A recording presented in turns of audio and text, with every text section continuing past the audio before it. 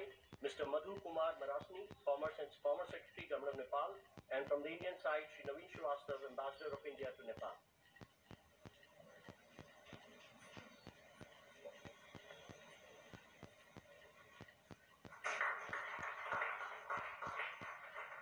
Thank you, sir.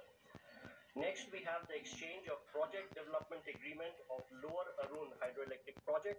From the Nepalese side, Mr. Sushil Bhatta, CEO IBN, and on the Indian side, Shri NL Sharma, CMD SJVN.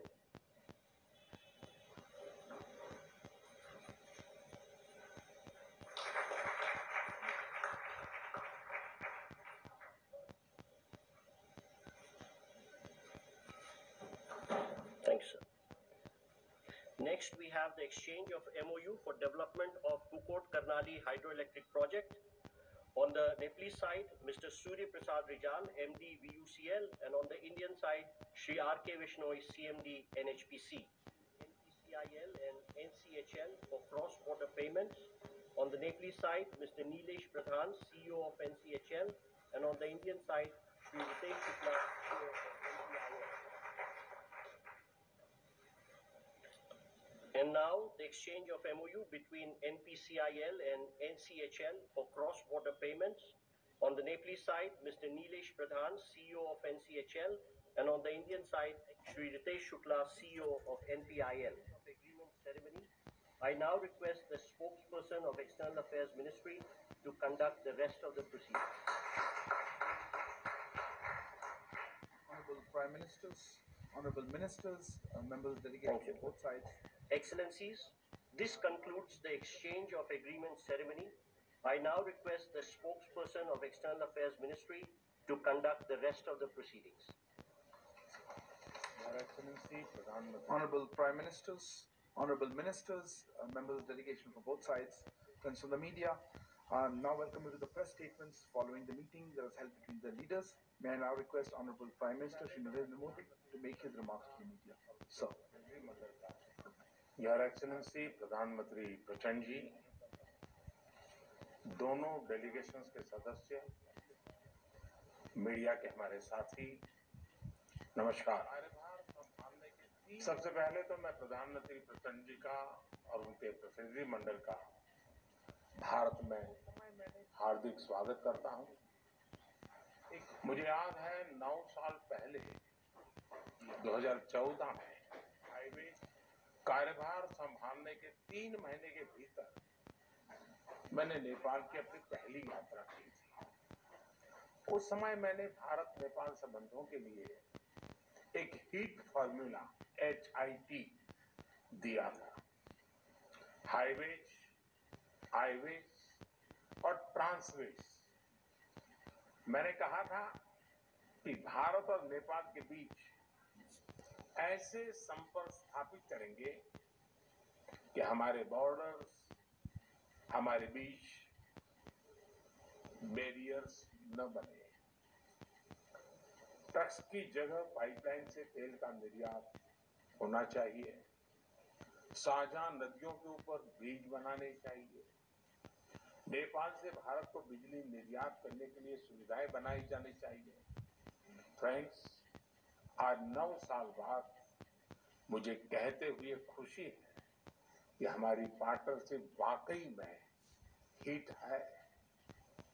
पिछले 9 सालों में हमने अनेक क्षेत्रों में कई उपलब्धियां हासिल की हैं। बीरगंज में नेपाल की पहली ICP बनाई गई।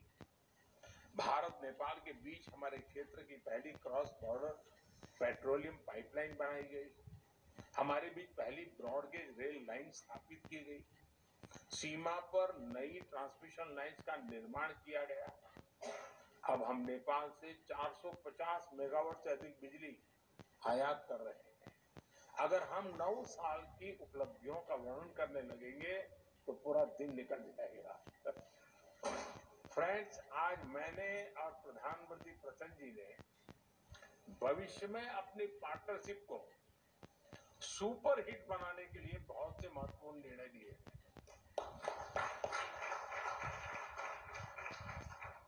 आज ट्रांजिट एग्रीमेंट संपन्न किया गया है।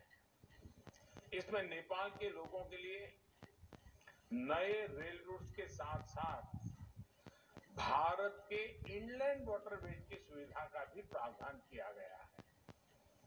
हमने नए रेल लिंक स्थापित कर फिजिकल कनेक्टिविटी को बढ़ाने का निर्णय लिया।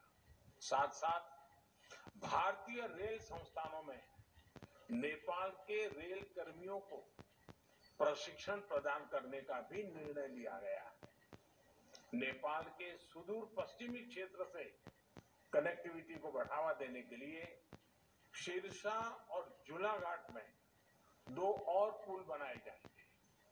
क्रॉस बॉर्डर डिजिटल पेमेंट के लिए उसके माध्यम से फाइनेंशियल कनेक्टिविटी में उठाए गए कदमों का हम स्वागत करते हैं। इसका लाभ हजारों विद्यार्थी, लाखों टूरिस्ट और तीर्थयात्रियों के साथ साथ मेडिकल ट्रीटमेंट के लिए भारत आए मरीजों को भी मिलेगा।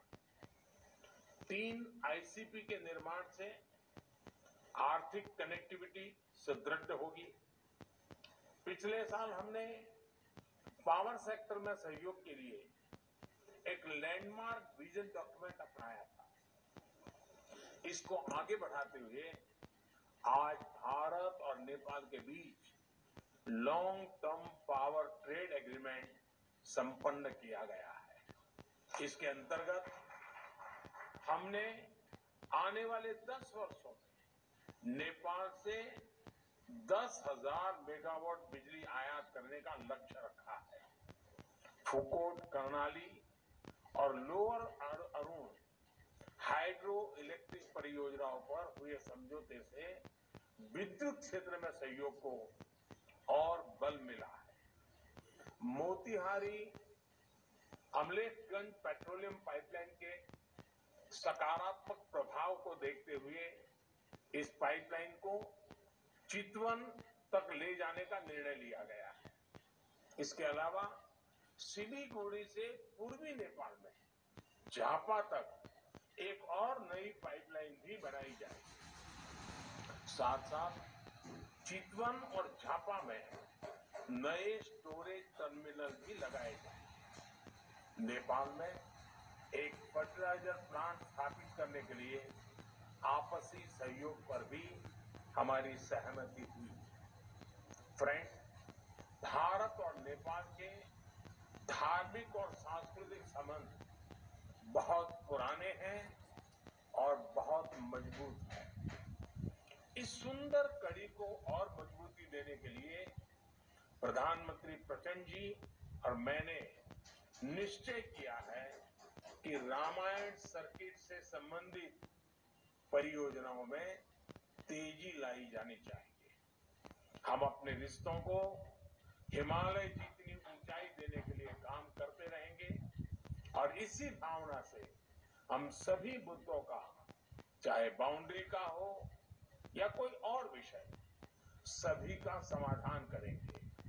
एक्सेलेंसी प्रधानमंत्री प्रचंड जी, आप कल इंदौर और धार्मिक शहर उज्जैन की यात्रा करेंगे। मुझे विश्वास है कि आपकी उज्जैन यात्रा ऊर्जामयी होगी और पशुपतिनाथ से महाकालेश्वर की इस यात्रा में आपको आध्यात्मिक अनुभूति भी होगी। बहुत बहुत धन्यवाद।